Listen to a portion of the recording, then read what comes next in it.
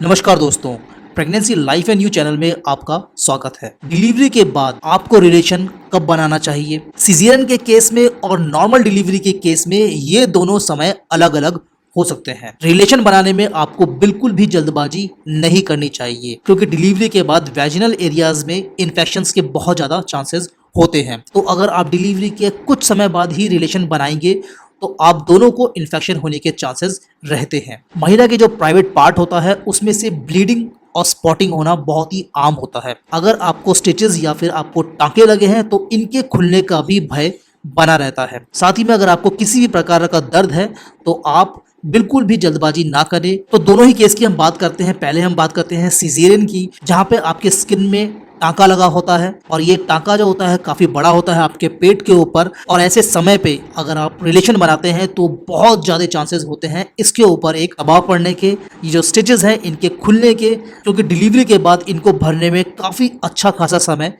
चाहिए होता है। कम से कम 3 महीने का समय चाहिए होता है इन घाव को अच्छे तरीके से भरने में, और भरने के बाद इनके अंदर दोबारा से मजबूती आने के लिए, क्योंकि सिर्फ घाव का भरना ही जरूरी नहीं है। जैसी स्किन पहले से थी उसकी वही मजबूती, उसकी वही स्ट्रेंथ और इलास्टिसिटी को दोबारा से पाने के लिए आपको कम से कम 2 से लेकर 3 महीने का समय चाहिए होता है। तो अगर आपकी सीजरियन डिलीवरी हुई है तो कम से कम इतना समय आपको इंतजार करना चाहिए। अगर हम बात करें नॉर्मल डिलीवरी की, उस केस में भी आपको कम से कम 4 से लेके 6 हफ्ते का इंतजार करना चाहिए, क्योंकि नॉर्मल डिलीवरी के केस में भी ब्लीडिंग होती है और इसको बोलते हैं लुकिया। तो जब तक ये ब्लीडिंग आपकी रुक नहीं जाती है या फिर इसका जो कलर है वो पारदर्शी नहीं हो जाता है, तब तक आपको रुकना चाहिए। जो डिलीवरी के बाद ब्लीडिंग आपको देखने को मिलती है उसका लाल रंग का कलर हो सकता है, बहुत गाढ़ा भूरा रंग का कलर हो सकता है, और उसमें कुछ खून के थक्के भी हो सकते हैं। तो इस चीज को पहले क्लियर होने दें, और इसका जो कलर है वो सामान्य होने दें, या फिर बहुत लाइट पिंक हो जाएगा, हल्का सा गुलाबी, या तकरीबन जब पारदर्शी कलर इसका हो जाता है। और इसको कम से कम होने में 6 हफ्ते का समय इसके लिए चाहिए, और उसके बाद ही आपको संबंध बनाने के बारे में सोचना चाहिए। इससे पहले अगर आप संबंध बनाने की सोचते हैं तो आपके गर्भाशय में इन्फेक्शन होने के बहुत ज्यादा चांसेस होते हैं।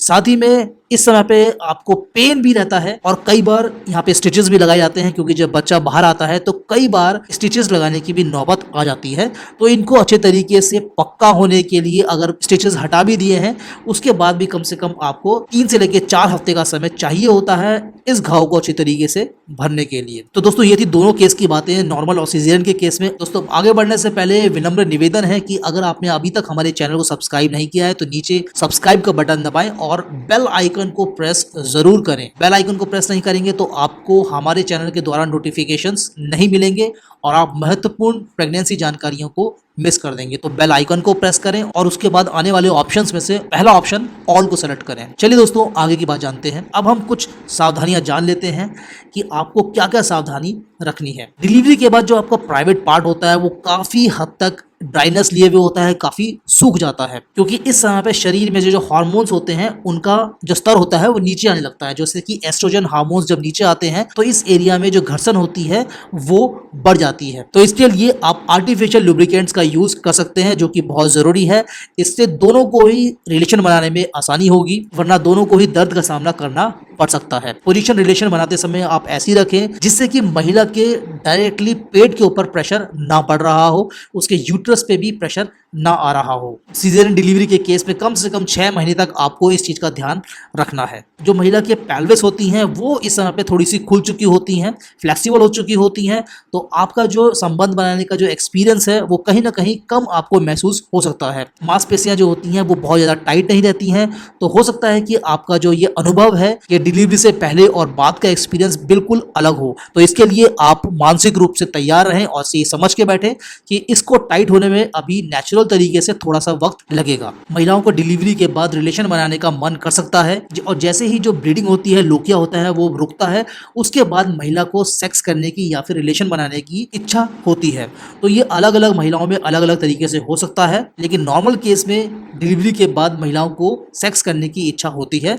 लेकिन जो मैंने आपको बातें बताई हैं इसका आपको ध्यान रखना है और आपको संयम बरतना है। जो महिलाएं अपने बच्चे को अपना दूध पिलाती हैं तो ऐसा रिसर्च में पाया गया है कि ऐसी महिलाओं का गर्भ रुकने की चांसेस बहुत कम होते हैं, जो कि आप डेफिनेटली अभी आपकी डिलीवरी हुई है तो वो आप चाहती भी नहीं है। तो अगर आप अपने बच्चे को दूध पिला रहे हैं तो आपको गर्भ निरोधक गोली की आवश्यकता नहीं होती है। लेकिन जो माएँ अपने बच्चों को दूध नहीं पिला रहे हैं और वो सेक्स करते हैं या फिर रिलेशन रखते हैं तो उनके दोबारा से प्रेग्नेंट होने के चांसेस रहते हैं। तो ये बात आप अपने डॉक्टर से अवश्य कर लें। तुरंत दोबारा से प्रेगनेंसी को रोकने के लिए आपको कुछ मेडिसिन अपने डॉक्टर से लिखवा लेनी चाहिए। डिलीवरी के बाद आप दोनों के लिए ही अनुभव एकदम डिफरेंट हो सकता है। इसके लिए मानसिक रूप से तैयार रहें और एक दूसरे को समय दें, एक दूसरे की भावनाओं को समझें। तो दोस्तों, आशा करता हूं कि आपको ये जानकारी अच्छी लगी होगी। अगर आपको ये इन्फॉर्मेशन अच्छी लगी है तो इस वीडियो को लाइक करें, इसको शेयर करें, चैनल को सब्सक्राइब जरूर करें। मिलेंगे अगली वीडियो में, तब तक के लिए नमस्कार।